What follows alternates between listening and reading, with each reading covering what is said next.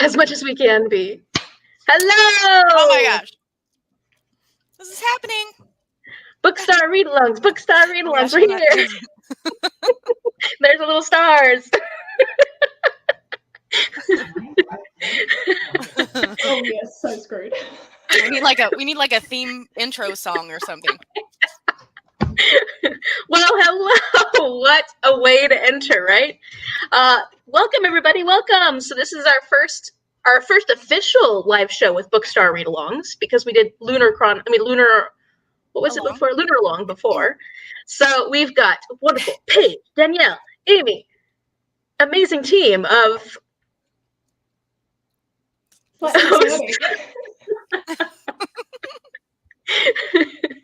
And we're excited, obviously, as you can tell. So we're here to talk about City of Bones. I hope everybody's excited and ready and aware that there will be a lot of spoilers. And so if that's okay, just know. And we've got... Do you guys have anything you would like to say before we... No. Because I'm kind of going off, aren't I? Well, we've got... Yeah, thanks, Mom. Crazy Ladies Unite. And Jane, welcome, Jane. Hello. Hello, Zoe. Welcome.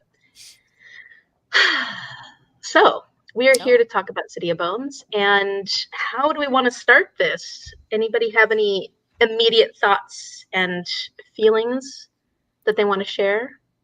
Yeah, Stacey? I mean, I don't know if we want to start with just like general impressions or... Yeah, that's a good idea. Go ahead. You go first. Okay. So I think I'm going to give this, for the most part, when I was reading this, it was feeling like in the 3-star range. But there were some moments, and I hit some chapters where I did like a little more of the world building, and I enjoyed the excitement of this. Like, it was a lot of fun. It was easy to read. There was almost too much fun things to read about. Like, I was like, you can do more books. You don't have to put it all in one book.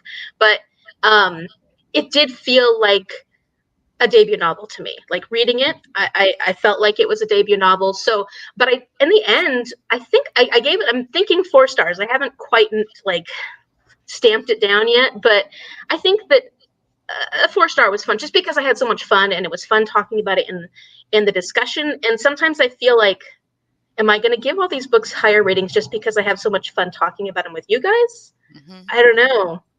That definitely factors in. Yeah, so that's my thoughts so far. Who's next? I'll go. Okay.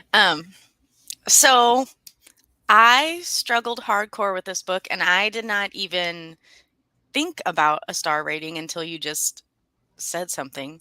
But yeah, I'm probably at a 3 right now, and we'll see how I feel after the discussion. But yeah, it just, I mean, I know it was YA, but like, so was Lunar Chronicles, and this just felt really immature, and I don't know what I was expecting, but yeah, definitely you could tell it was a debut, and yeah, that's where I'm at. For myself, I'm giving it a 4 stars on Goodreads, and in all my statistics, mentally, I've just realized like it is a 3.5, but I don't mind having it round up that little bit. It doesn't bother me at all. I didn't struggle. I flew through it. There was one repeat thought many times, but it was a quick, fun read. I didn't take it seriously. So there was a little bit of lulls here and there, but for the most part, the pacing was pretty like, here, action scene, discussion. So it wasn't like to take you out of it for me. I definitely felt like going into Cinder, this was the kind of writing that I expected, and why I enjoyed Cinder so much more, because it wasn't. Having a look at the dates, like I just found this was published in 2007 and the Lunar Chronicles was published in 2012. So I can see the difference in the time periods that impacted on their writing as well. Also, it was a debut for Marissa Meyer. Sorry, just No, Cinder was yeah. So I don't know, just comparatively, I enjoyed the story of Cinder much more because I enjoyed the characters more. Mm-hmm. But not a bad start to a series. Very happy to continue on. There was just, it's very, very 2007's YA paranormal fantasy, and you can feel it in your soul. I mean, I guess that is the problem with reading books that are a little older, you know, especially when that style of fantasy was so popular at that time. Like, we read it now and we're like, okay, it's too much for this time, but for that time it would have been appropriate, right? It would have been revolutionary for the the genre as well, because that's peak Twilight time. Yeah. So that core demographic would have eaten this up, but we are not that core demographic anymore. No. No, that's so true. that's why I'm like, chill to have it as a 4-star, because I can see that people would enjoy it, even with the snags that I found. Like, it wasn't that, well, there was problematic elements, but we can get to that later. But overall, like, it was fun. Yeah, and I did have fun with it. Like, and for me, it did read really fast. I liked a lot of the ideas. Like, I thought there were some really clever ideas, and I was like, oh, wow. But it switched so quickly, so often, that I was like, but I wanted to explore that a little more. And like you said, I love the characters so much more in the Lunar Chronicles, because there was actually a lot of character development, whereas it took a long time for you to actually develop any feelings toward these characters, because it took a long time for her to take the time to give us more information about them. Yeah. Yeah. So, very good points. Very good points. Hello, Jean. Hello, Heather. Welcome.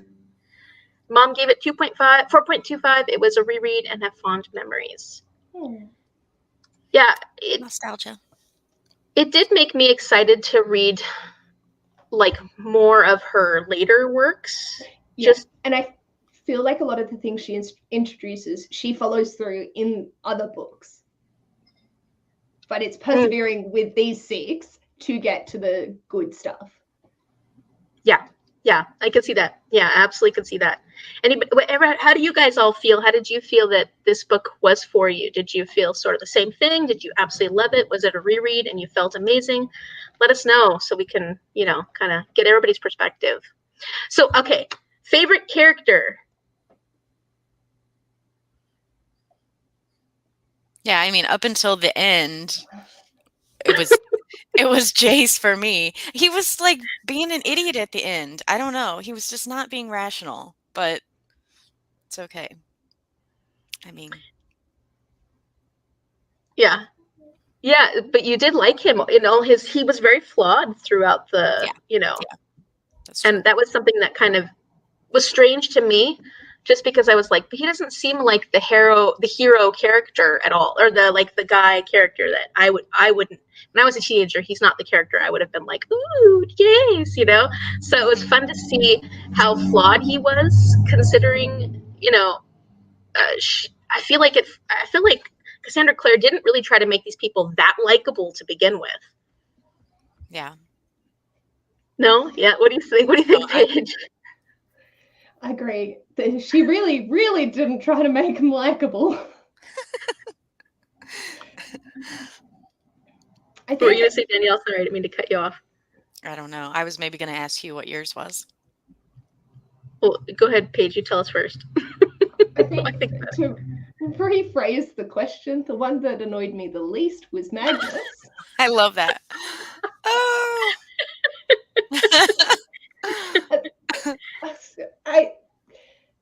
I can see that Jace would have been the guy that I would have been like, oh my god, he's so amazing, when I was a teenager and like was into that. Now I'm just like, you're all annoying, stop it. I wouldn't date any of you because you're all immature teenagers.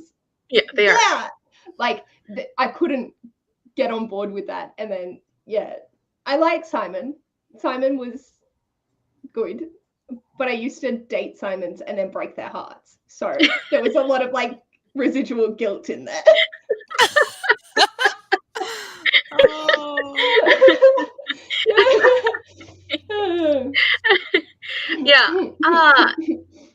did love Magnus. I loved Luke as we got to know his story more, but we didn't really get to know about Luke until towards the end. But then I really liked his character. Yeah. And I guess Simon too. So Magnus was fun. Magnus was the most exciting, interesting character I thought that we got to meet. And so I was excited to see that, his storyline goes on from here because he was just so much fun. And he was one of the only personalities that I thought she actually spent some time on really building, and which is funny because he wasn't a main character. But yeah, I liked Simon. It's difficult not to like Simon. He's just so that boy next door. Not really. There's nothing offensive about him. He was fun. He had a funny little, he had funny little quirks in the way he said dry things. humor too. Yeah. But I did like Luke because I liked that storyline once we finally got it. I'm going to have to go back and read the Magnus chapters because I just completely missed what was so great about Magnus. Oh my gosh. It wasn't a lot of it was behind the scenes as well. Yes. With the healing properties of that and his interest in that, that wasn't overtly spoken about. It was just this was a thing that happened while you and Clary and Jace were off doing the other stuff. But at the same time, it made part of his character and you could see why he was doing it and the motives, but it wasn't that explicit because it wasn't right there and then there. It was told belatedly. Yeah. Then we find out about it afterwards, and then but you can see like you said, you can see that adds to not only this fun sassy part of him that's teasing Alec and has a bit of a sharp mouth when it comes to he's not going to put up with anything, but then you can see that he actually cares. He has he's a warlock who's not supposed to care about anything, right? But he does care, and I like that too. Jane said low 4, it read very quickly but also very white. Yes, definitely. Magnus was Heather's favorite. Yes, he was so much fun. Jean said, I loved Simon. Yep, he was a good one. It was a reread. I felt like it was okay. However, I didn't enjoy it as much as when I read it in 2007. What's interesting is I read Infernal Devices back then, and I'm curious, well, maybe not in 2007, but a while back I read, a long time ago, 10 years ago, I read Infernal Devices, and I'm curious, how I would feel now reading it and how I would compare it to this series now. So it makes me want to add more books to my TBR. Always the way. I agree with Danielle. I struggled with this one. I read it a few years ago and haven't jumped at the chance to continue the series. I'm grateful for group read to motivate me to get it done. Amen. It's anything is good when you're doing it with a group, right? Yeah. Well, not anything, but a lot of things. Overall, I enjoyed it, and it was easy to read, so it went by quickly. The characters, I do wish we liked people a bit more earlier on. I just wasn't into any of them for a while. Yep. Mm-hmm. I like Magnus in the TV show better than in the books. Oh, interesting. Okay, cool. And I think that's for me, I'm such a character-driven reader that I think that is probably why I struggled like I did. Yeah. Yeah. It was plot driven. This was action packed. It was just something happening every page, really. My original rating was 5 stars, read in 2014, now rethinking it to a 4-star. I think that when you read it is going to be a big factor, Yeah. What you've read since. Right. Yes. Yeah. For sure. So, okay. So let's talk about Clary a little bit.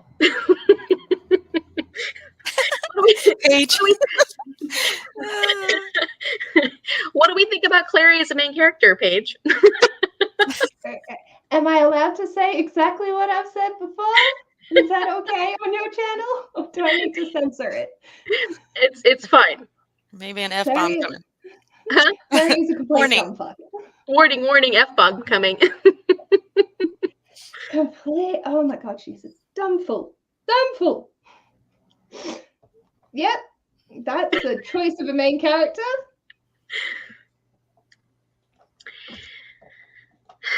Yeah. I don't even think I have words. It is a choice that Cassandra Clare made, and I can understand why, but I also don't agree with it. I'm like, my daughter is 14, so like what, a year younger than Clary, and I'm like, I don't know. My kid is like way smarter than this. Way more interesting than this. I don't know. I think it's interesting that I'm thinking about these, like, okay, this, Twilight, some of the other fantasy books of that time. And I couldn't stand the main character in Twilight. I can't remember her name right now because I could care less. Bella. But there were a lot of these main female characters that were teenagers that they were so unlikable. And I'm like, is that a choice because of that time? Is that a choice because of how we want to see women or teenage girls? Or like, why, like, I don't think that's true anymore. I see a lot of great fantasies with female main characters now that are likable, that are portrayed differently. So why in the early 2000s were females portrayed that way in these teenage novels? They're self-insert. They're the authors wanting to insert themselves into the story. Like, her name's Clary. Yeah. Cassie Clare. Like, it is her wanting to be this character. And when they've got a lot of their own impact of high school, like, went through it myself with a ton of bullying, you want to be that badass bitch that doesn't think, it just does because that's a boss ass bitch. But it's not. As adults, we can see that. But when they're writing it, it's very much a like, this is who I want to be, because then I will be able to succeed in life. And the discussions that were happening in 2007 were not positive towards teenagers. Right. They were treated like scum of the earth. We also acted like it. But, and then the progression is now that we can write more authentic novels, and we've moved past the point of having to talk down to teenagers and think, they just have to fight and not think. They don't have to brood over the handsome dude that, might end up not being the best choice. It's all about like self-insert. Also with Clary, I don't know if you guys are aware, but this is only Cara telling me while I was reading it, this is Ginny and Draco fan fiction originally from Harry Potter. That's what I had heard, and so I was trying to think. So Jace is supposed to be Draco. Actually, I can see that. I don't see Ginny. Oh, okay. And Ginny is Clary with the flaming red hair. And I still think Ginny is like way smarter. Yeah, but at the same time, it's also like, how are you going to progress it if she doesn't think? Because that's just how teenagers are supposed to act. But at the same time, they're not. Nowadays, we know better. We have had good discussions with teenagers and actually learned their behaviors to be able to reflect it better. But it's just like, love that for us. Yeah. And that's a very good, that's a good point, because I was just like, why were these, to me, they were very unlikable. The female characters, the male characters were fine. I mean, not always. I mean, there were some annoying male characters, but I feel like it was more the female characters of that time, like during the 2000s. And they were annoying. They were dramatic, so dramatic. And yes, teenagers can be dramatic. Understandably, there's hormones and all that stuff, but I don't know. It just felt like there was absolutely no practicality going on there. There's nothing 100%. of reason going on in their heads. It was just, it like, if it is a self-insert, is that how you want yourself to be seen? I don't know. Well, no. But like, I'm thinking back to 2007 me, probably. Like, I didn't find Bella unlikable. I thought, oh, I actually really relate to her because she's shy and reserved. Looking back on it now, I'm like, holy damn, that was bad.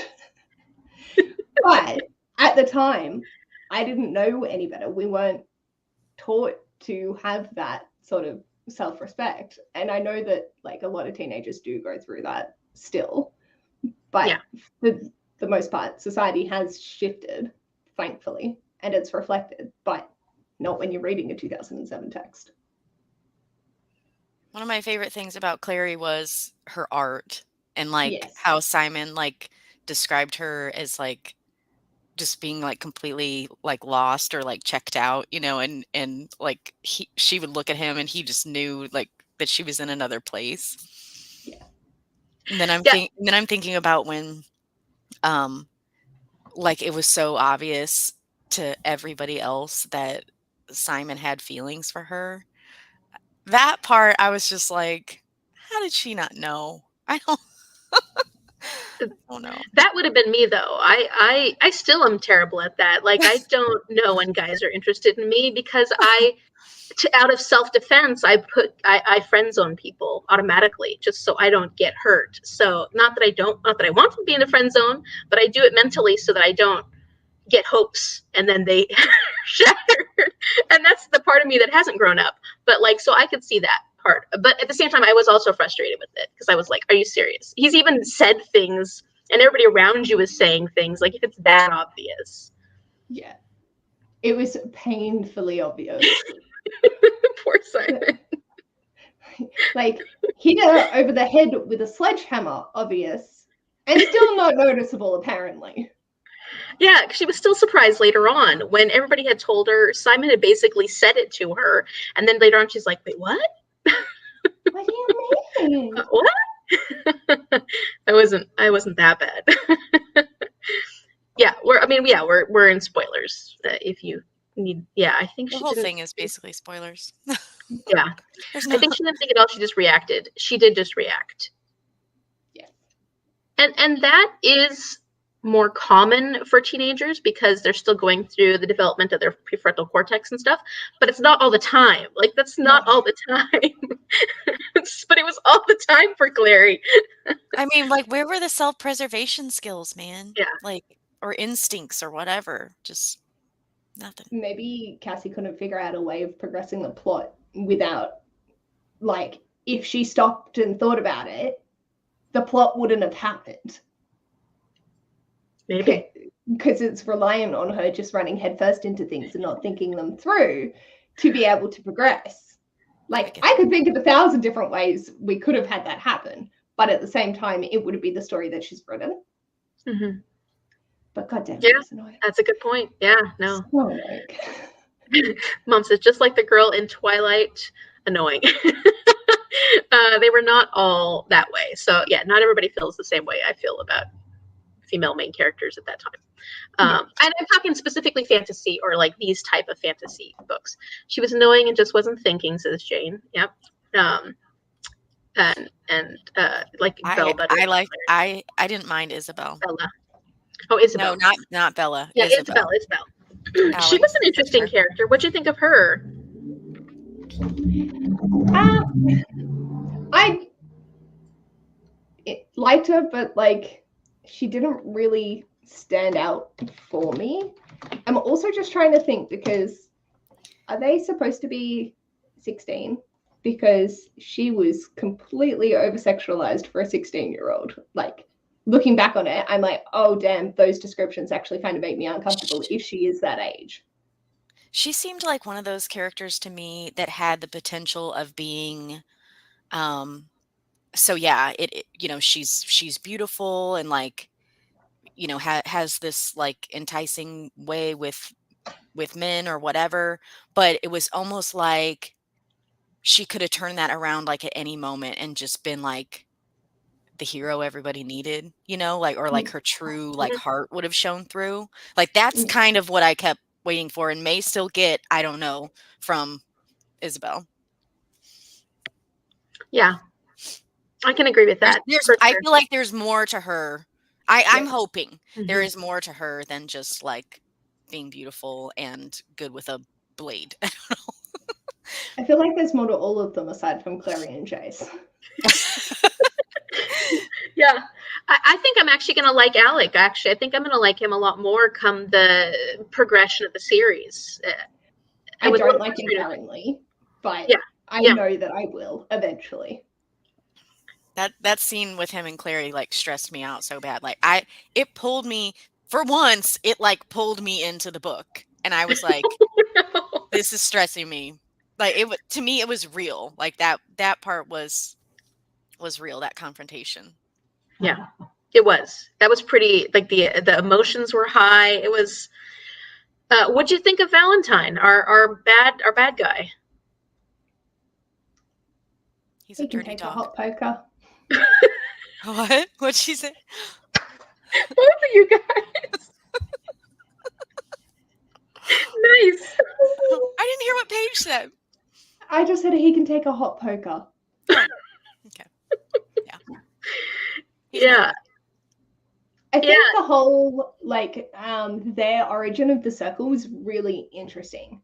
I liked seeing them discuss it, but we only get a tiny little snippet of it. So I feel like, and obviously knowing that there is 20 more books based in this world, we're going to get a lot of history behind it, which is nice. But I'm excited for that because she's laid the groundwork for something really interesting. We're just not getting it in this because they're so focused on defeating the big bad rather than talking through the history of the big bad, which is fair enough. That's not the point of the series. But like, oh God, what's his name? The little librarian dude, Hodge. Yes, I really felt for him.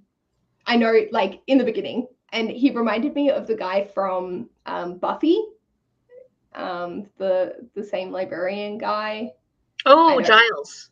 Yes, similar sort of vibes. So I like instantly was like, I like you, and then the ending happened. I was like, God damn it, the one I liked. Why? Danielle called it though. You called it. But I also don't know how much of that was because I feel like somebody may have spoiled a little something for me. Not anybody in our group, somebody not in our group. Anyway, that said something about the bird to me. And it kind of, I think that was just like, I don't know if I would have came to it if that wasn't already in my head.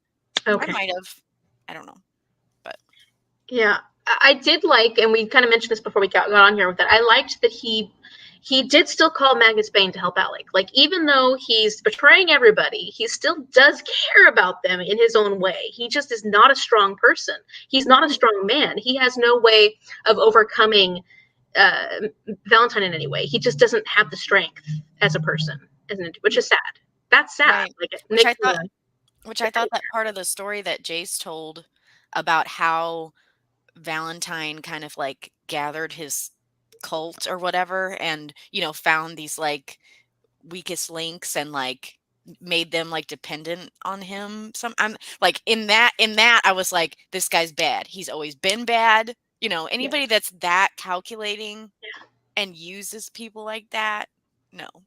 Valentine's smart. Like, yeah. And it's irritating that he is because I just want to see him fall. But it's very interesting on that front, and like how he approached the weakest link straight off the bat and was like, let's pull you in, let's, you know, buffer your confidence, let's make you completely dependent on me to give you what you've been lacking in your life. See, I mean, that's not a new story, you know. I know it's not a new story, you know, or a new thought or whatever, but still I hate it. and it like this Valentine is like a serial killer, very charismatic. He has very sociopathic tendencies. You know, he doesn't care about anything but his own success, and he's willing to use it. But I do agree with you, Paige. I think that that's going to be a very interesting part of the book, because that was a part I was really starting to enjoy when we got to know more about first the circle, and then later on we got to know even more about the circle. And it made me think of like, oh yeah, I could see 17-year-olds getting together and starting this club, but then it kind of spiraling into something bigger as you're going through that period in your life where you're like, oh, I want to see change happen. I want to see this. And you have a lot more of a voice at that point. And so I could see that spiraling into something a lot bigger and more dangerous. And so I think it will be fun to see more about that. It's just that there's not a lot of world building. There's not a lot of character building so far with this. Like the Silent Brothers. I'm still so confused as to what the hell just happened in that. Like, I don't feel like it was explained, but it wasn't explained enough for me to be like, this makes sense. Have a firm grasp on it, yeah. Yeah, a lot of this was me just going, I know that I'm going to find out this information eventually, so I just have to go through it. And like, some people would really dislike books because of that, being like, well, no, I want answers in the book that I'm reading. Fortunately for me as a reader, I'm like, yeah, that's chill. Like, we'll get to it when we get to it, even if I have to get through 6 books. I'll be pissed in the 6th book if I don't get answers. And that is, I guess, the strange thing about this is like she has so many books in this series and in all her other series, but with this one, I felt like you could have broken this up among a couple of books. Like, you could have made this like 3 books and just put more information in the sections, because there were so many, like I said, so many incredible, interesting ideas that I thought were fun, but it was like one after the other, after the other, after the other. You don't get time to build anything up. You don't get time to get any feelings for the characters. You don't get time to hear about the history of like the Silent Brothers. Like, that could be its own book almost, you know? And so I think that like I see potential because there's a lot of ideas. Like a Fairest kind of thing, but with the Silent Brothers. Yeah. That'd be That cool. would be cool. Yeah. Well, I don't know, like, we might be following those in Magnus's book, or, you know, one of the other ones. They might crop up and have that. Rather than in a collection of short stories, she'll have it in one of her other ones. Mm-hmm. That might become the focus. But the way that, like, Hodge described the city of the Glass City, I was like, okay, I'm very excited to get to that. That sounds beautiful. Yeah, I'm hoping we get to spend more time there, because even the City of Bones, they had a whole, this book's called The City of Bones. They have a chapter called The City of Bones. We were only there for like 2 hours, you know. It's like, I need more of the City of Bones, you know, get more of that story, get more of the information from. And so, because I thought that was pretty neat. Like, when we started going there, the set, you know, the tone of it was pretty cool. It was creepy, it was fun, and it was just so brief. Yeah. With Hodge, I do feel for him, and you understand why he did it at the end if he was so desperate. He's a tough character. He's a tough character. Okay, so should we talk about Clary and Jace's relationship? Oh, dearie. That's heartbreaking. Like, that's gonna like scar them for life. Like, they're not even gonna be able to get in another relationship because they're gonna be like, wait, are you related to me?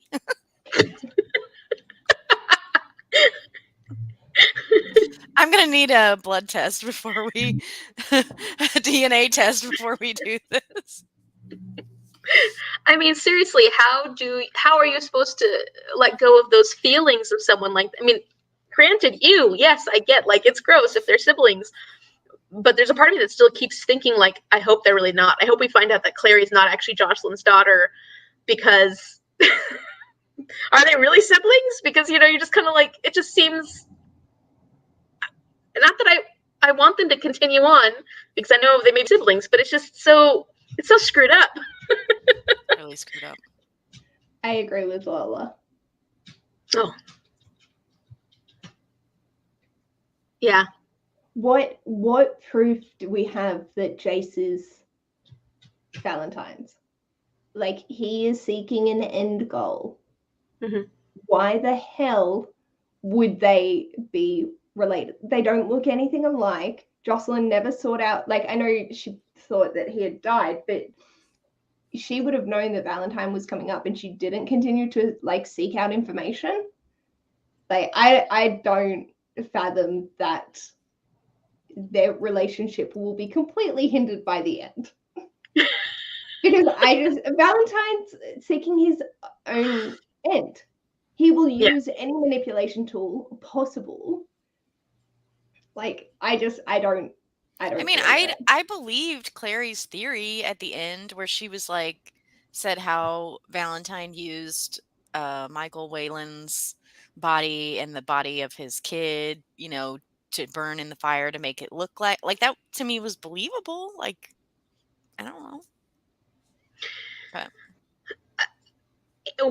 what makes it difficult is that if they think that they're siblings now, if they continue having these feelings for each other, even if they're not siblings in the end, it's still going to be a problem.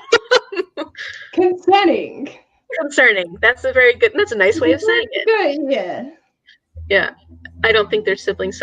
My mom was not happy with that. She was like, but there's got to be a romance in this, and it can't be with Simon because she doesn't have any feelings like that for Simon.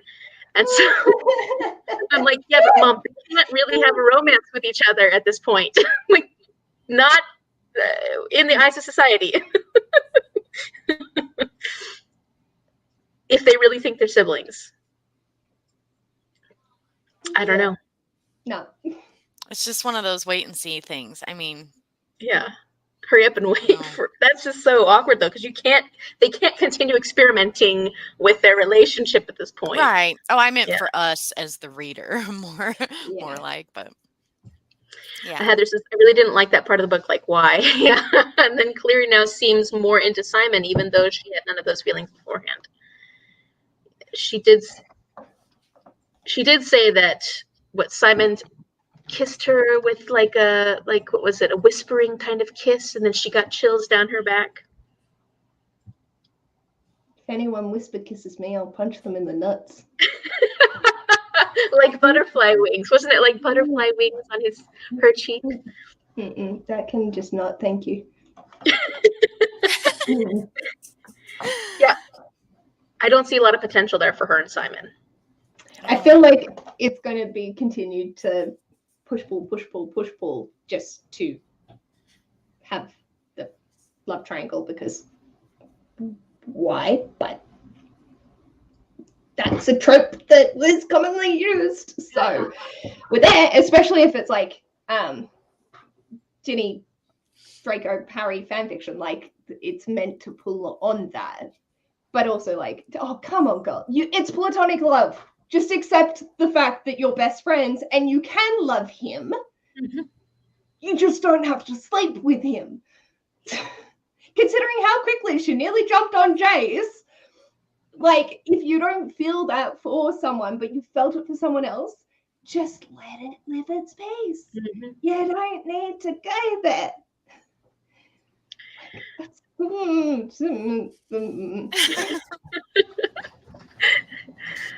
Like, Ash and I...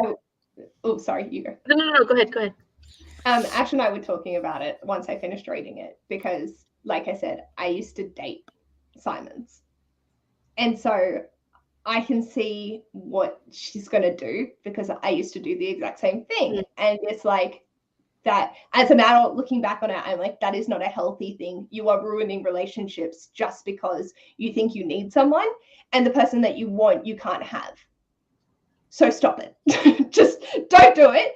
Enjoy the friendship that you had. It is a beautiful friendship. Not that we know, because there's no fucking calendar, but you know. There is the potential for us to actually fall in love with them as a friendship. Mm-hmm. But because she feels like she needs someone, now that she's had that eye-opening experience with Jace, it's like, oh, the next best thing's Simon. So I'm going to go there and do that, because his feelings don't matter. It's all about what I want. I feel like I've seen that happen a lot, though, in teenage, in teenage life, in teenage literature. Teenage life. Yeah. Teenage life, teenage literature. And then, of course, like you said, the trope of love triangle was very big in the early 2000s. So very, very fun trope for that time. So fun reading it as an adult. Like, I used to love it as a kid. Like, I would eat that shit up because I was going through it. But now as an adult, I'm like, oh, dear, sweet Jesus, what were we thinking? It's funny because those kind of situations you do have a lot more as a teenager, like the love triangle sort of situation. But as adult, like, we don't have love triangle situations typically as adults. You can communicate better, and you know your own emotions, and you're not driven by hormones as much. Or you just decide to have an open or polyamory relationship and go about it in a consensual way. Yeah. Rather than manipulating other people. You're not looking to hurt, like, not that it's intentionally hurting others, but you're not trying to find the thing that you want, which is a relationship, from anyone that gives you slight attention.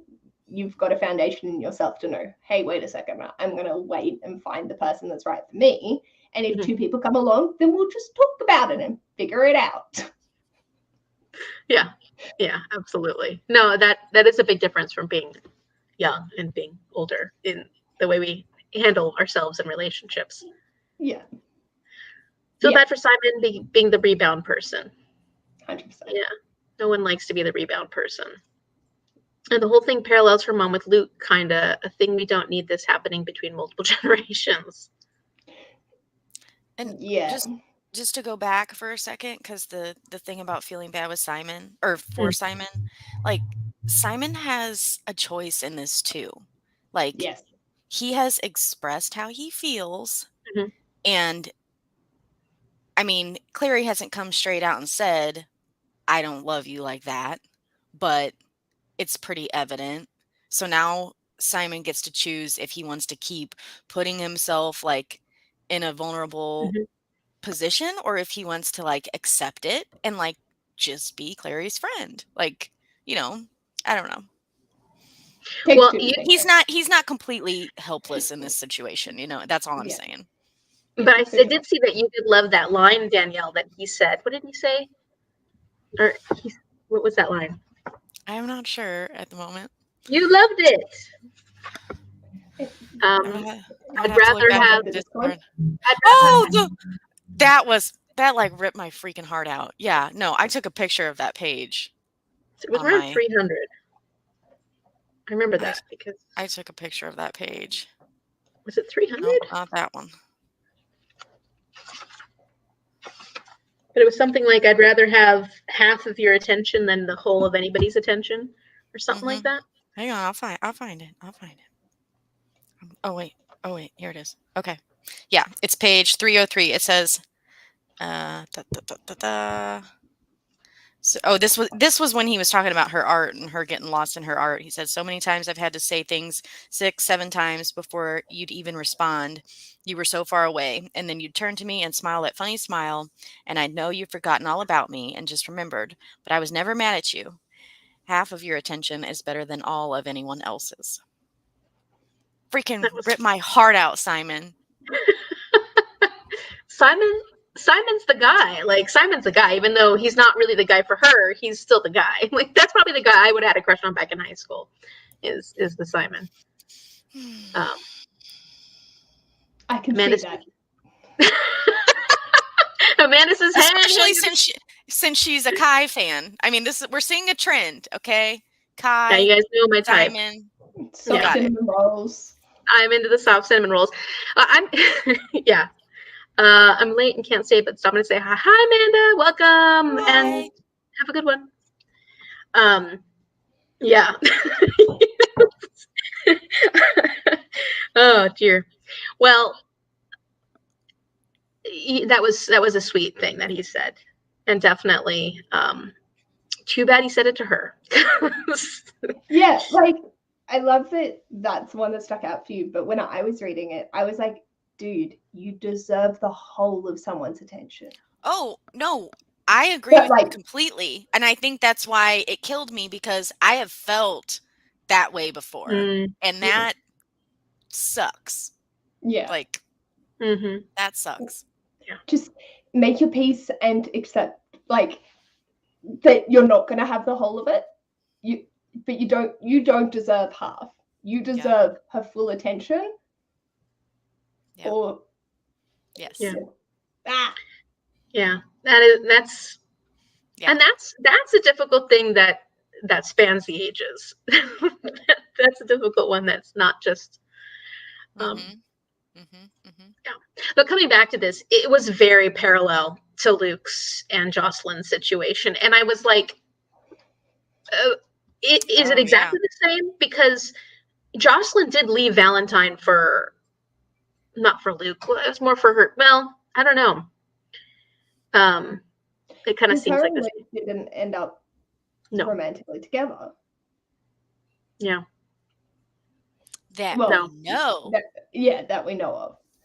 Maybe Luke Yeah, because is... according to Valentine, Luke just snatched her away from him or whatever was the story Valentine was given. Luke. But he was full of crap too, so. Every time he opened his mouth, I rolled my eyes. Nearly dislocated them a few times in this book. Your eyes like, oh, I can't move back. I'm stuck. Help. Let's see, Jason Clary. I like the book Flowers in the Attic. Oh, I've never read that one, but I've heard. I want to read that one. Wait, what's the reference? Flowers in the Attic. It's a book. V.C. Andrews, right? You said? Yeah, I think. That is an ancestral relationship. A very, very, very ancestral. Very well clarifies. Yeah. On that front. Oh, yeah. No ambiguity. Also really popular YA. Like it was probably around the same time with it was I'm pretty sure it was YA. I've seen the covers and I thought it was like a 1980s one. It was popular among young teenagers though. Like it was really, really popular among what was that movie that was like Reese Witherspoon and her husband at the time? What was that guy's name? Ryan? No. Felipe? Didn't they do? Who else was in that movie? Didn't they do like an incestual? Like I don't know. But that was like that same like time period. They were in Cruel Intentions, and it was Sarah Michelle Gellar. That was I almost said that. That's funny. Okay, man. Okay. But that's where they met and then got together. Ryan, Felipe, and Reese.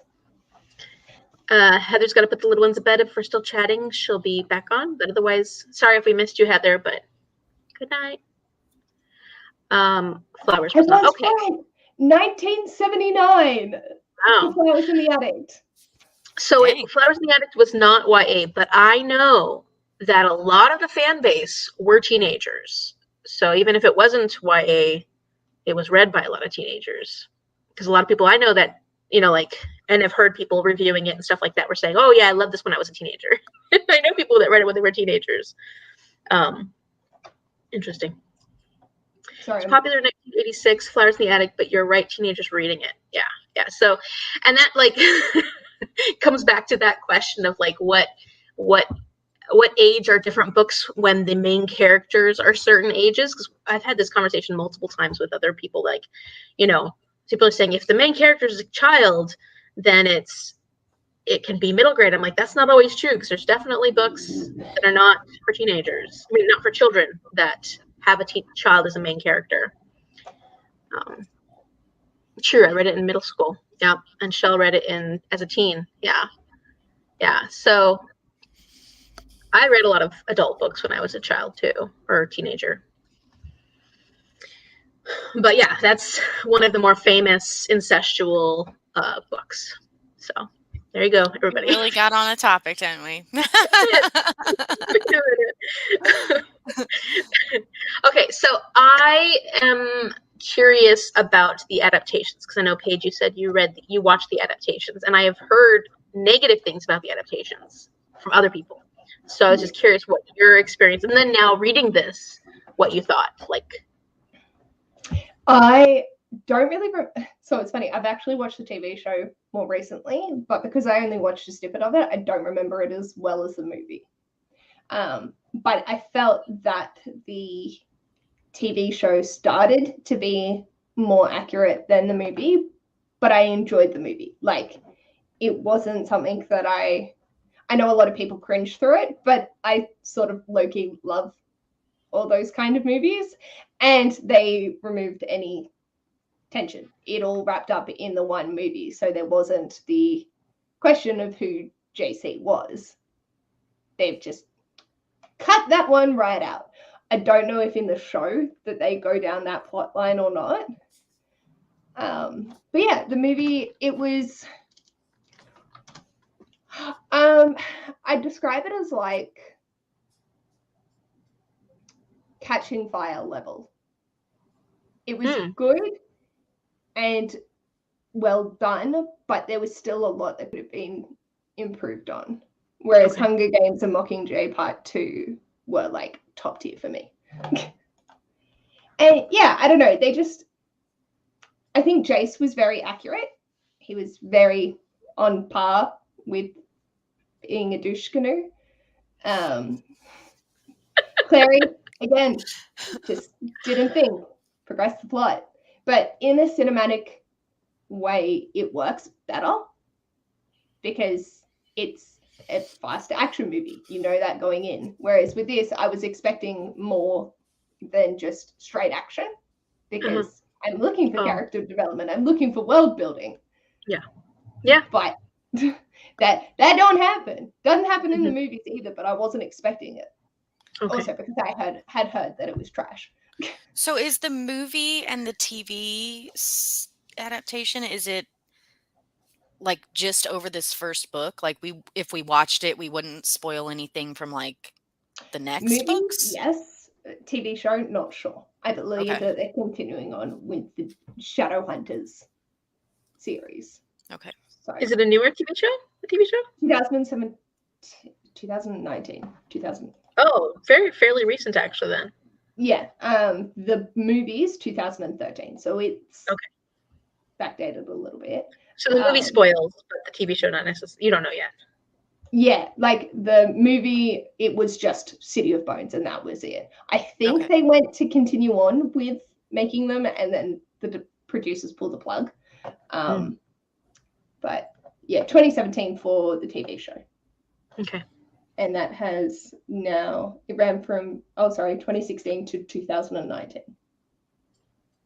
So apparently all of it's out. I don't know. Oh, okay. Ash has just confirmed that there are in the movie. Don't watch the first movie, as there are plot elements from future books if you don't want the spoilers. Oh. And Didn't know that. Didn't see that. The TV show greatly deviates from the books. I thought the TV show was finished. The show did stick to the plot in a few aspects more than the film. Okay. Yep, you find out. Oh, I don't know that. I like the show and the movie, but watched it way after reading. Okay. TV show was good, but as you go on in the series, it wandered away from the books. I love the movie. Was disappointed they only did one. Oh, wait. The book room is a good example of child being a main character. I don't think I've ever read that. Have you read that? Not being appropriate for children to read, yeah. And I was thinking of there are definitely examples, but that's the conversation for a different time. But I do find that that's a tricky subject. TV series on Netflix. Okay, good to know. So maybe I'll have to. I don't want to watch the movie yet because I don't want to spoil myself. But maybe I can, at some point, start checking out the show and see if it's. Just realized why I like the movie as much. One of my favorite actors plays Simon. Oh, really? Robert Sheehan. He was in Misfits, like sci-fi. He's an Irish actor? I think so, yeah.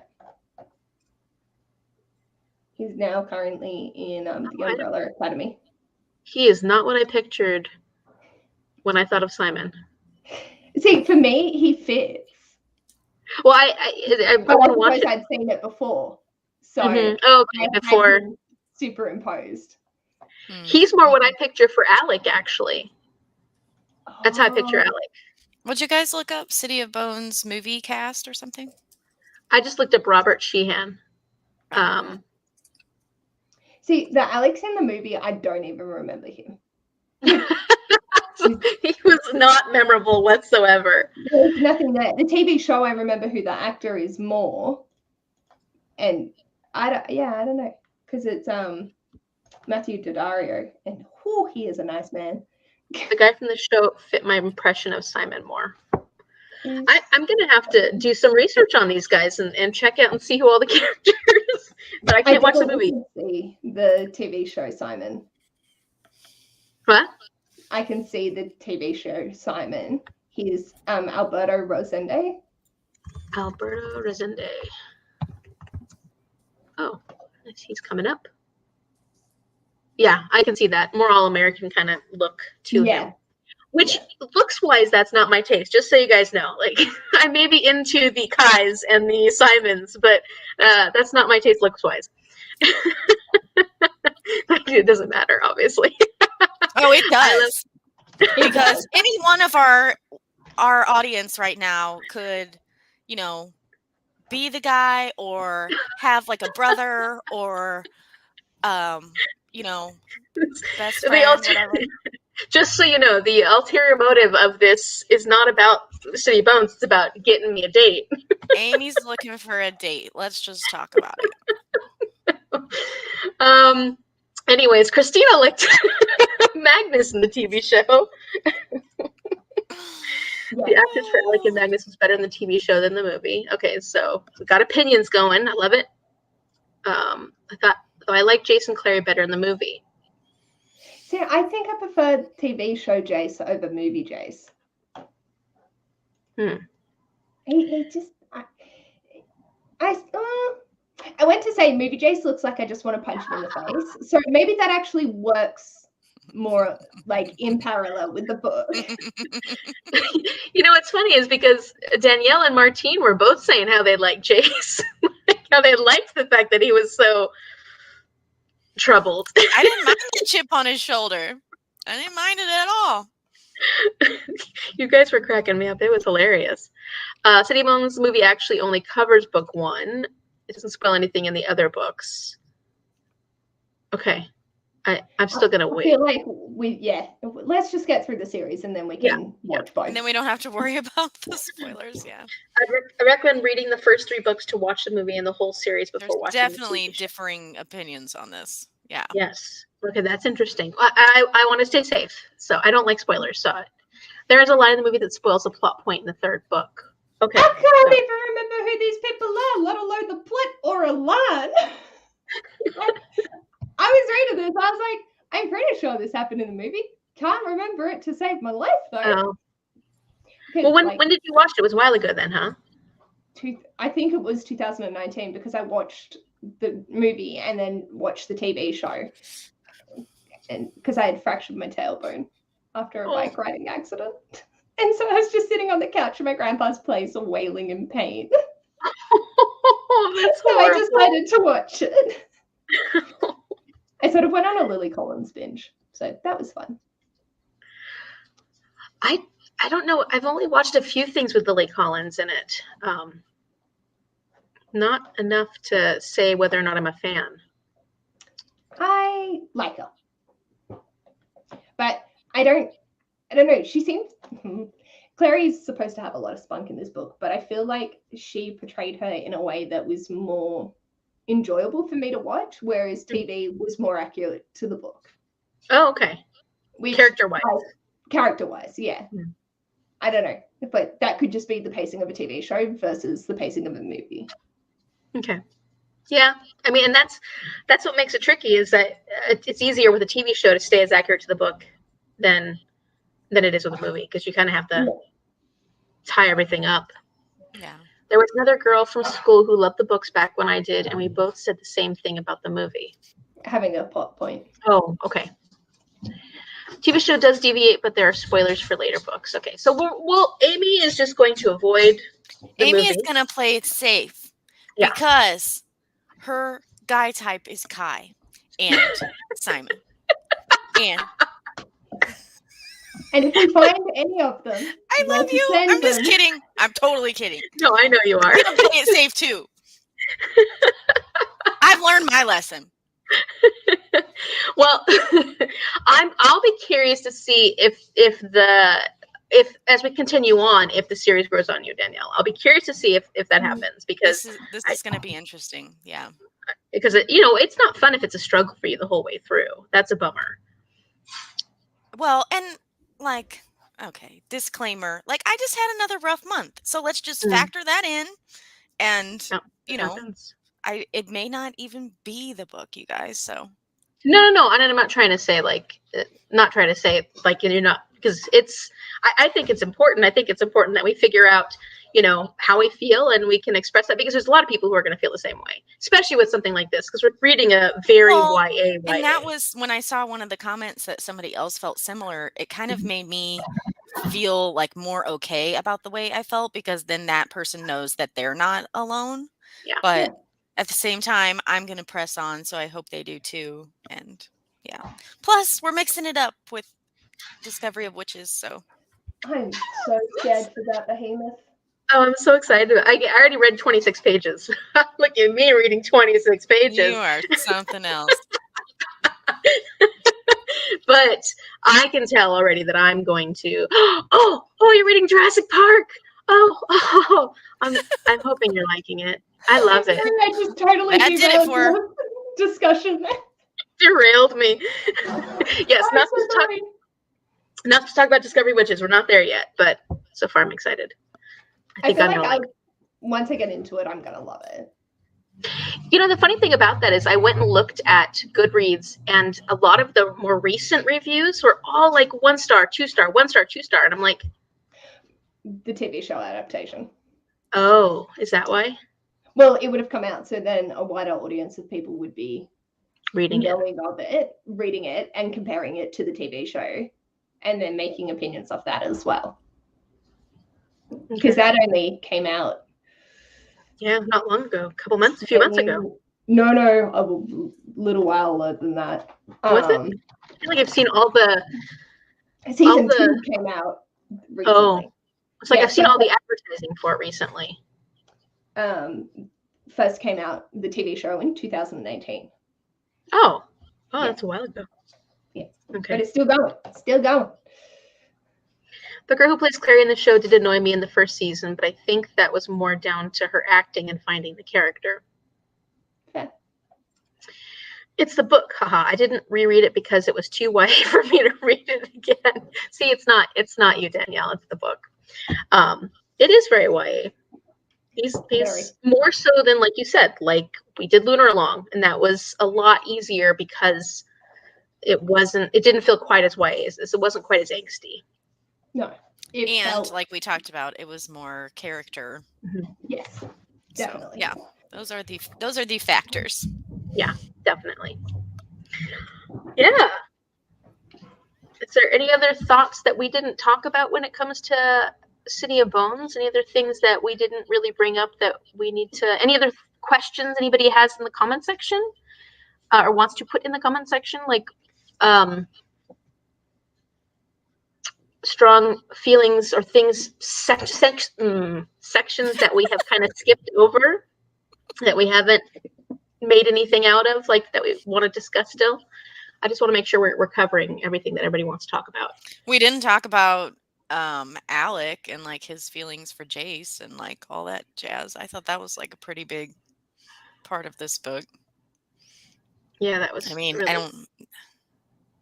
Yeah, well, we kind of did, I guess, because of the confrontation, but still, I don't know. And then him like having to keep it a secret because the Clave is all like judgy and yeah, bum deal. Unrequited love is the worst. It's the worst. I feel really bad for Alec. Like you said, it was such an emotional scene, so you feel bad for him because he's going through a lot, and he also has to hide so much of who he is. But at the same time, that scene was so dramatic and so scary. And I guess that kind of shows how much his feelings have affected him, that his reaction was so violent because he's so afraid. He's so afraid. Yeah. I can't wait to see where his character goes. I'm ready for him to grow up a little bit and get with Magnus. I like Magnus. Hello, welcome. Hey, Jax. Hi, Jacqueline. Yeah, that was a really sad thing, and I wonder if that is a pretty representative, thinking back to the early 2000s. Like, there was a lot more of that conversation going on at that time, where there was I remember in high school there was an LGBTQ plus, well, it was LGBT at that point club that we were part of, but it was still small. There wasn't a lot of people that were, there. We were there as allies, but like there wasn't a lot of people that were having that conversation as much. And then of course in the early 2000s, I think the conversation was becoming a lot broader, but there was still a lot that was not accepted. And I think that society was really like pushing back a lot. So maybe this is like at that time, this was what A Cassandra Clare reflection was. of that. Yeah. Because the clave was really not accepting whatsoever. And poor Alec, like he is having to deal with the Gay Straight Alliance. That's how I met Shell, actually. Because we were Cool. friends in high school. And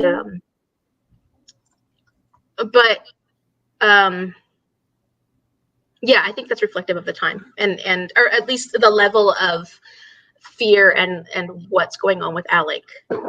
I think it reflects that time. I'm not saying that people don't have this struggle still, just saying that just the way it was portrayed in the book feels very similar to the way things were being portrayed in society in the early 2000s. Is that wrong? As someone who came out as bi in 2007 and was very much not in a good place from doing that, I fully agree.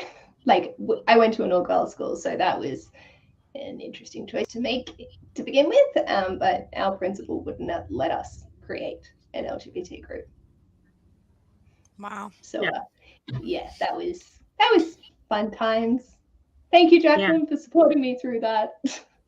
Jaxie Jax was like, we've known each other since 2007 in high school together. So that was, Then it's accurate. Okay. I was curious because I don't think Cassandra Clare identifies LGBT. I don't think so.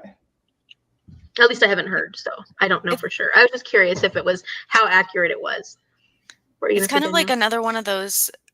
It's kind of like the Clary and Simon thing. Like, I have trouble like thinking that Jace doesn't realize how Alec feels about him. You know what I'm saying? Like how it's so obvious. Like, I don't know. But and it's like they just have the glasses on, being like, yeah, I think of them as a brother. I would die for him. Not, I love him in a romantic sense. So then they can't go, why would they like me? But I also feel like Jace isn't the kind to think on homosexuality. Like, just the vibe that I got from him, he wouldn't be the guy, he wouldn't be against it, but he wouldn't be thinking, oh, a guy might be in love with me. Right. They keep pointing out that Jace is very self-centered. Yes. Oh, so I suppose he'd think everyone's in love with him. So. He's self-centered until it comes to Clary. Yeah. True. His sister, right. Yay, you, my love. And Jacqueline gives love. Mom wants a flying motorcycle. Same. Can't even drive, but I want a flying motorcycle. But that whole falling off the motorcycle scene, that was traumatizing. That was really extreme. Yeah, that was pretty darn scary. There are a couple of characters in the book that I know that have become major favorites in the LGBT community. Oh, good. Yeah. Magnus Bane is already one of my. I'm loving Magnus Bane. I can't wait for more of him. So I'm hoping more. Gotta read the Lost Scrolls of Magic. Is that one of the books? That's another series, and it's the yes, it's Magnus and another character and their story. All right. Okay. Good to know. Got a lot of reading to do. Oh, the reading. It's like I have opened a can of worms by starting this. Yeah. And I really want to go back and read Infernal Devices again, because I remember Shell made me read that, and I remember loving it, absolutely loving it back then. And, loving it more than I expected to love it. But it was 12 years ago, 10 years ago. So I'll be curious to see if I love it as much now, going back. Magnus is a great character. Yes. You're going to have to go back and read Magnus parts, Danielle. I'm going to. I'm going to try to fall in love with him too. Hey, Mel, welcome. Magnus is the best. Yes. Oh. So we can just conclude that unanimously Magnus is the best character in the City of Bones. Yeah.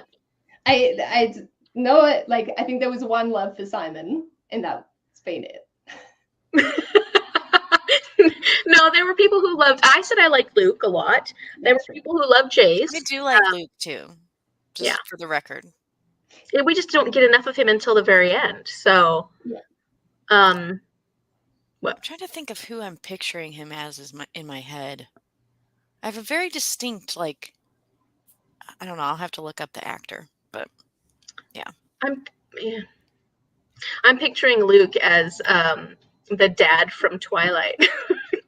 Shell and I were talking about how, like, when we were young, we liked, of course, what was it, Robert Pattinson or Taylor Lautner. But as we got older, we're rewatching Twilight. We're like, oh my gosh, the dad's so hot. That's good. It's not who I would go for. Oh, I think I'm picturing like one of the doctors on Grey's Anatomy. Isn't that funny? Oh, Big Dreamy? No. No. I would go Denny, Jeffrey Dean Morgan. Oh, yes. Well, then, absolutely. That's a win right there. I would be there in a second. Yeah. Heck yeah. I prefer the Infernal Devices. I haven't read them in a long time either. Yeah, I would love to reread those now. Yeah, I think I'm picturing this Eric Dane guy, but there's not really good. Yeah. Eric Dane? Yeah. Eric Dane. That's who I'm picturing. It's McSteamy. Oh, McSteamy. I don't know. I wasn't getting that, but I could. Well, and then like she talked about him being like long and lanky and like having his glasses slip down his nose, so it's not really accurate to how she wrote him. But like for some reason, I just have this in my head. That's you what just he looks like. McSteamy in your head. I think you'll love the Infernal Devices just as much second time around. Oh yeah, I think and I really like that time period with the Shadowhunters element to it. So I think that I'm gonna love the Infernal Devices a lot when I reread that one eventually. Really need to go back and reread them again. They were my absolute favorites back. You mean Infernal Devices in 2009, 2010? It was a good one. Agree, Magnus. Good vibes. It was the moment we realized we'd gotten old. Yes, it was. Because we were both like, oh, when you thought the dad was good looking? We were like, wow, you're getting old when you're like watching these teenage dramas and you're like, oh, the dad is so hot. We're more into the dad characters now than we were into the main boy character. Currently rereading The Dark Artifices. That one I've heard is really good, The Dark Artifices. I don't know enough about all the series yet to. I'm gonna find out. I'm gonna find out based on the name of it. Need to finish Dark Artifices later this year for Buzzwordathon. Which one's that gonna fulfill? I was imagining Luke as Luke from Gilmore Girls. I kind of thought that a little bit. Actually, I think that would work too. Luke, yes. Luke, Gilmore Girls. Mia found a Luke's Diner T-shirt the other day at Target, and like I want to steal it from her, but yeah. So cute. She's in there going, no. Don't take it. Jace would be thinking everyone is in love with him. Yes, absolutely. And that's why, like, I could see more so that he doesn't see that Alec loves him as I could, as Clary not noticing Simon loving her, because Jace is just like, he's so focused on himself, and they kept pointing that out in the book. What were you gonna say? Sorry. I just looked up the Buzzwordathon. Where am I going? Anyway, regardless, it'd be September, light or dark. Oh, okay. Dark Artifices and these series titles. Perfect. Oh, I've got to get through this series first. I was about 19 when I first started reading her books. That seems like a good time, I feel. especially for, like these earlier ones. Oops. I hit something wrong. It's for September. Jace is hilarious in Tales of the Shadowhunter Academy. Okay. So, Danielle, there's still room for Jace to continue his fun character self, even though he was a little something else at the end of this book. I mean, yeah, he was just like having daddy issues or mommy issues, he was having some kind of issues. I don't know. It was just really, he wasn't his best self. Okay. It made a lot more sense at that point how poorly, we hear these stories about Jason, how he was treated by his father when he was growing up. And he keeps talking about these awful stories. And you're just like, geez, Louise, what kind of father is this? The Falcon story? He broke his neck. He broke the bird's neck. He's like, now that you've fallen in love with this bird that you hated to begin with. Oh, crap. But it made more sense that Valentine was the one raising him at that point. Sorry. Wait. Yeah, I agree. Coughing fit. Please Sorry. hold. But yeah, it made more sense at that point because I was like, oh, okay, Valentine, that makes a lot of sense. Which shows that he doesn't actually care about Jace in any way, shape, or form. 100%. So why is he believing his lies? We're gonna get into spoiler territory. Something plot progression, something. Yeah, I don't. Yeah. Just don't read it until you've read the moral. Yeah, I'm holding back, guys. Don't worry. I have too many other books that I need to read anyways. Oh, sorry. Any of us reading the? Yes. All of us are. And then not everybody in the chat though. But raise his hand. I think I was 14 when I started reading the series. I don't know. How old were we, Shell, when we read Infernal Devices? I don't remember. How old am I now? Oh my gosh. Maybe it was 39. Ago. Oh, I just turned 39. Yeah, Mel, this is our first time experience reading this YA book or series. We for all three of us at least. So yeah, it's brand new. There's so much to go. We'll get there, month by month, with a few breaks in between. Yeah, well, exactly. I mean, I'm excited about the switch back and forth, and it sounds like a lot of people are really enjoying that. And I heard that a few people are wanting to read the Infernal Devices each month that we're off. So, like when we're doing our Discovery Witches reading, they're reading Infernal Devices on those months, which I think is cool. That works. For if it's working for people. So, it gives people an opportunity to read other things. After high school. Sorry. No, you were going to what? I was thinking of binge reading the Infernal Devices once we finish book 3. Is that a good time to do it? Apparently, yeah. And then you read 4, 5, and 6. Or whatever one. To get clarification closer. What month are we reading number 3? Reflective, I know. What month are we in now? This is February. This is a February book. April, June. July. July.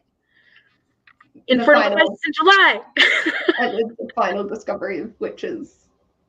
Wouldn't it? Isn't it? 1, 2, 3. No, that's September. It's the third one. Yeah, sorry. Oh, yeah, the third one in the series. Yeah. After high school, when I was in my 20s. Okay, so it's been a few years since I read Infernal Devices. The things that are going to happen. The things that happen in this book, we were shocked how much she was able to cram into this thing. Minus character development and world building. We're talking reading. Oh no, it's already gross at the end of this. We're already feeling discouraged. Yeah, I have further information for future books, and I'm just so delighted to get to that point. Oh, because it's been spoiled from the movie, or what you had seen? No, my friend was talking to me about it, and she let me know some things, and I was like, oh yeah, I love this for us. Don't spoil. Yes. I'm not saying anything. I'm just saying I'm eagerly anticipating the next couple. So much. I thought it was news about book 3. Huh? I thought it was trilogy. Go ahead. Okay, so after book 3, it's a good time to do just binge Infernal Devices. I mean, they're quick books, so like they could easily be picked up and binge read. Read Discovery Witches in January for my workbook club. I'm so excited. Cute. Yeah, so I'll be reading The Other Lost Souls with you guys. Oh, good. I'm so excited about that one. I just can't wait. Like I said, 26 pages in, and I can already tell it's going to be a hit for me. Well, and Mom's already finished it, of course, right? Yeah. Of course. I'm like waiting till the last week so then I don't forget anything. Because it's I'm not a bad going to idea. forget everything. I'm reading, my goal is 26 pages a day because I'm also reading Ship of Destiny, which is 700 and something pages. So I have a certain number of pages I'm reading of that one, certain number of pages I'm reading of those two every day. Let's hope I can stick to it because I'm already behind. So I was like, you don't even want to know where I'm at. Like with I have it in my head. It's the 4th. I have it in my head that I am going to finish the 3 books that I'm almost finished with for February before I even start any March books. I'm just like, no. Yeah, I've lost many a weeks doing that. Like, I just don't even care right now. I'm just no, I know, but like, yeah, you're done. Yeah. No. I was afraid I wasn't going to finish this in time. I've been scrambling to get this one done. Yeah. Word. Oh. That is impressive. Wait, don't you have like the TBR of Hell in March page? Like, yeah, this is some of it. This isn't even most of it. No, this is most of it. Let's not drop it, shall we? Love that so much. Okay. Let's see. Okay, oops. I read The Mortal Instruments and Fertilized at least 3 times. I've read The Dark Artifices once so far. You always have the TBR from Hell, Mel. Always. I have never seen your TBR be anything less than 20 books. I think there was one nice month, maybe 2 years ago. Maybe 2 years ago. Jean, thank you. Yes. I am gonna play my game. I just needed a minute, and I'm taking it. So. And you need to, you got to take care of yourself. It's hard. These TBRs, they get to be kind of ridiculous. Yeah. That's why I like not doing like punishment add-ons. Like if I don't finish it, then I lose my card, but I can just go back and get it for Cluedo. Whereas when I was doing Twister, it was like, I'm not going to do punishment extra rolls or spins if I don't have to, because if I've failed one TBR, there's no way I can play that catch up. So I'm setting myself up for failure if I continue to like be like, oh, I didn't finish these, so now I have to add these on top of everything else to be able to finish everything. And but that's the nature of TBR games for you. Yeah. Take your time, Danielle. We understand. We do. We love you. We want you to be healthy and happy and feel good and enjoy your reading experience. Like that's what matters here. Well, I think that's it, everybody. Thank you so much. This was a good discussion. I'm excited about Discovery of Witches. And so if you are part of our what is this? Mortal Instruments read along, but you haven't heard about the Discovery of Witches ones, we're also doing. I'm assuming that you probably have if you're in our Discord, but maybe not. But you can go check out the Discord. We have a whole section for Discovery of Witches. That's going to be our book for March. So we've started it, and then next month in April, yes, we'll be reading City of Ashes. Right, City of Ashes. Yes. And in March, everything is gonna be on Danielle's channel. So the mid-month reading sprints will be on Danielle's channel. The live show discussion will be at the beginning of April on Danielle's channel, and then in April, City of Ashes, the other one, is gonna be on Paige's channel. So mid-month sprints, and then that live show will be the beginning of May on Paige's channel. So, and then we'll rotate again. So that's. Woo! Okay, I think we figured it out. Actually, saw Chelsea Zhao do a reward for finishing everything instead of a punishment. Yeah, I like the reward idea. Oh, yeah, that's a good idea. This was fun to chat. Thanks, Stacy. So glad you guys were here. Glad you got to come, Mel. It's good to see you. Thank you, guys. Thank you, Heather. Love reading along with you guys. This has been so much fun. Thank you. It's a great discussion. Thank you, ladies. Thank you. Thanks. And thank you guys so much. Thank you for Thank you having too. me this year. Oh, we're so happy to have you. We're so happy to have you. Feeling the love. Yeah. All right, bye. Bye. Bye.